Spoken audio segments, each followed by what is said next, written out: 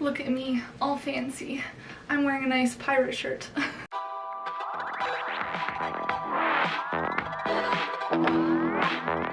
Don't laugh at me. I just filmed a presentation and I had it set up over here because it was for my novel study. So I figured I would do my wrap up also over here. Look at that. Look, it's beautiful, gorgeous, fantastic. I'm gonna flip this. This is gonna be a disaster. 1 second.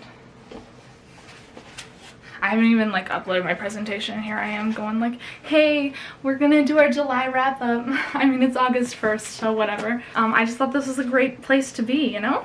To start, my colors, I picked 4 this month. They were really cute. I did attempt 4 readathons, which is why I picked 4 colors. There's my page tracker. As you can tell, I didn't do so great. I did not read over like 250 pages in a day, which is not like me, but I did like a little bingo card and stuff for my readathons that I was in. So as we go through these, I will tell you which readathon they were from and what prompts and stuff, you know, all the good things. I just like, I'm standing, so I want to like move around. And I'm like, ooh. I'm also full of energy because doing a presentation makes me stressed. So this will be very chaotic, I feel like. All right, to start. The first book I finished, I think, might have been my favorite book this month. It was a very mediocre month. We'll say that. I gave 4 stars to this one, and this is When We Were Magic by Sarah Gailey. This was fantastic. This is a group of friends that are magically inclined, that have all just found each other, and they actually have magic. But there are kind of like some downsides and some not downsides. And I'm going to read you the first line of the book because it was great. It starts, well, first of all, she dedicated it to for everyone who isn't sure yet. Like, thank you, Sarah. Oh, amazing. The first line of the book is, I didn't mean to kill Josh Harper. Josh Harper died, and the main character, Alexis, has killed him by accident. And this group of friends has decided that they're going to use their magic abilities to get rid of him, except it backfires and they just are stuck with a bunch of his body parts. So they take turns getting rid of each body part. They each get 2 body parts, so they gotta get rid of him. But every time they get rid of him, they lose a part of themselves. And it's a whole crazy story, but I love the magical system in here. I had a lot of fun learning about the magical system, and if this turns into a series, like, I will not be upset. Like, please tell me more. I would love to learn more. This one I had used for the Summerween readathon. I used it for a book with Halloween covers or colors on the cover. And let's see if I can use it for something else. I also used it for the Olympic Games readathon for Team Artemis, multiple strong female characters. It fit because they're all on the front. It was very cute. This is definitely one of my favorite books of the year, I think. I don't know where to put this when I'm done with it. The next book I had on my TBR already, but we had decided to put it into the readathon because we all were like picking for the buddy readathon.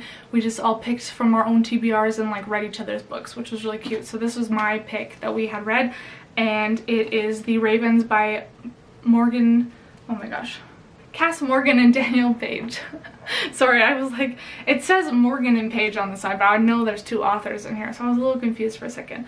And the one that I had picked this one for was, oh my gosh, where is it? I picked this for Olympic Games readathon again, and I picked it for Team Apollo, a 5-star prediction. It did not end up being 5 stars. It was more like 3.5 stars. It was a little disappointing, mostly because of the characters. It follows 2 main characters. I don't remember their names right now.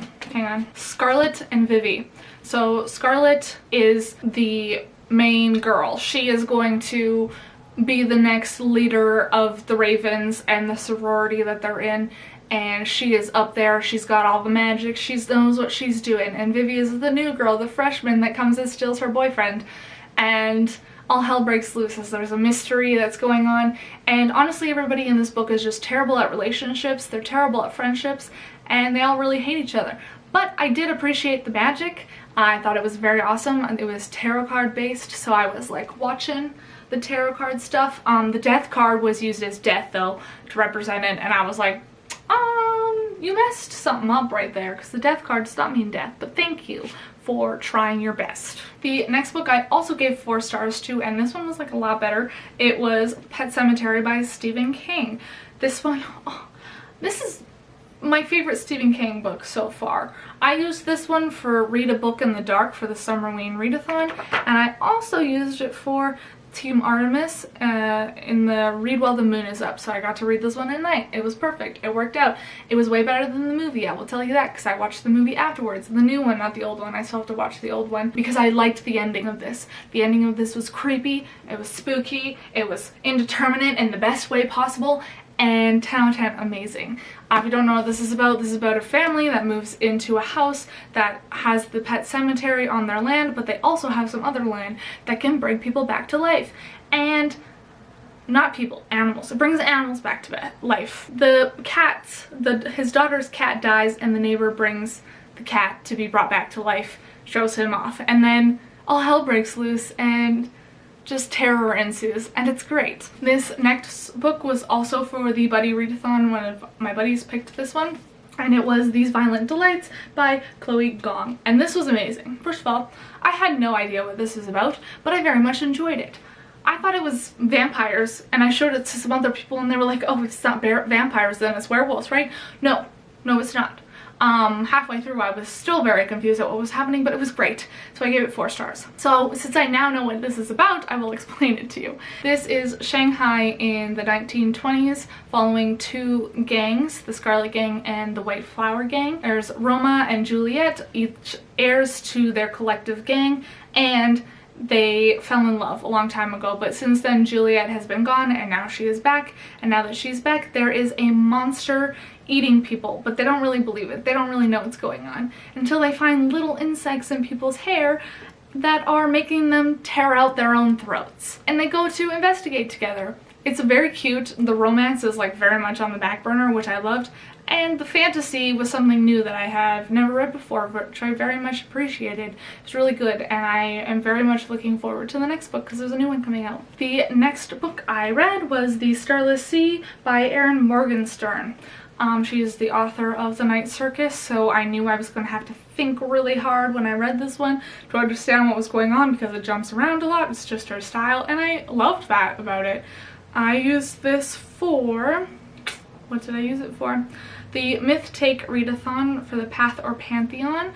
The Egyptian Pantheon, I use this for a book about books for Thoth. It worked perfectly. It's a book about books. I don't think it was for anything else, but I gave it 4 stars.